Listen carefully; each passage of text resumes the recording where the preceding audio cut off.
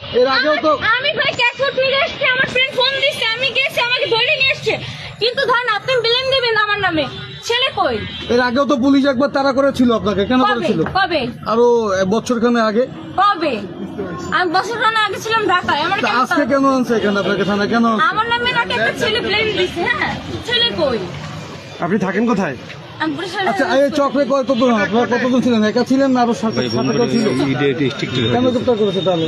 উনি জানে, সেই অন্য তো আমাকে বলবে কিসের জন্য গ্রেপ্তার করছে। আপনারা বলুন ওই ছেলেকে আপা যে ছেলে ছিল আপনার সাথে, ছেলেকে জানি না। পানি খান, পানি খাও। ঠিক আছে না, পানি খাওয়া কিসের জন্য আনছেন?